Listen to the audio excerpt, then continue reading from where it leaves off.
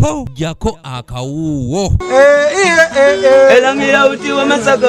Oluvannyuma lw'enkuŋŋaana zonna okuyimirizibwa buli wamu okwetoolola eggwanga, abayimbi ne bannakatemba abaali bakyakola emmere ya leero mu bitundu by'e Kasese balaze okutya olw'okutuuka mu mbeera nga tebakyasobola kufuna kye balya nga Tembo Lusenge bw'atunnyonnyodde. Tuli mu karantini kati akagunde aka corona, kati shows zaffe bazisazaamu buli kimu, kati tukyakola shows tubeerawo ng'abayimbi, naye kati lwokuba tugoberera amateeka g'omukulembeze pulezidenti kyeyogera kati ffe kyetugenderako, show twezisazaamu buli kimu nituzisazaamu.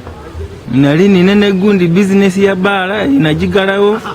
Ono atugambye nti kati beeraliikirivu nti enjala eyolekedde okutta abantu nga ne coronavirus akyabasaasidde olw'okuba nti tewakyali muntu wasobola kujja kikumya okwegulira ekyokulya. Na honorable bwaffe nga Kasala tutukyatula meetings zonna kati bazisazaamu, kati tulyawo embeera kati tunyiga. Dizo Pro ngono producer wa nnyimba atugambye nti gye yali akolera baba wa kawunga kilo 10 wabula nazo zaggwawo ddala kati takyamanyi kyakuzzaako. Kozi twenga producer tukalera okwa omwimbi akasinyemba nabinyakwa sente babonako ekyereria babonako erendi kali obuli kyendo so seno ebintu byetu babiri bali mitinga abanene bakarumwa different places mwa byalo hayi na hayi so eseno setukikola tunikere buyira. Masereka Ezekiel agamba nti okusalawo kwa gavumenti kulungi nnyo wabula abantu abasinga obungi balina obuzibu bw'emmere kubanga mu Uganda abantu abasinga gye bakolawo ze balya. Ennaku zino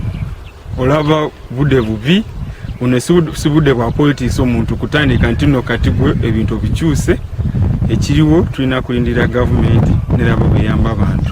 Ono asabye abantu okubeera bakakamu kubanga embeera eno ejja kuggwawo. Yo tulina kugoberera amateeka, COVID-19 bulwadde bubi nnyo era abatuuze banange tulina kugoberera amateeka, tetulina kutambula mateeka ge bataddewo tulina gagoberera, tulina kunaaba mu ngalo buli kasaawa.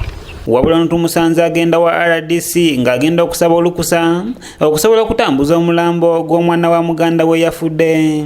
Nange olwadde nfiriddo muganda wange afiridde omwana we, nange ndi mukubo ngenda kusaba permission enkiriza kutambula tugende tuziike. Nisobola kyogerako nga sinaba kutuuka wa RDC n'endaba ekiriwo, ndina kusooka nentukayo nange nensaba. Kambale Frigo amanyiddwa ennyo ng'omuntu w'abantu asabye abantu okwekuumira waka wamu n'okugondera ebiragiro by'omukulembeze w'eggwanga. Why am I at home? Because I'm abiding with the presidential directive that we should keep home to keep safe. And this one is very important because it isolates me from public gatherings. So I've decided also to abide by the President's directive to keep home. And I appeal to all people of Kasese and Uganda at large to abide by the President's directive to keep home.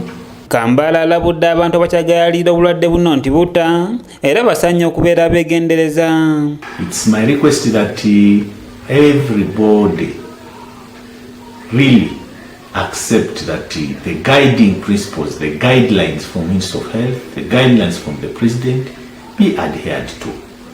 Because Corona is real, Corona kills.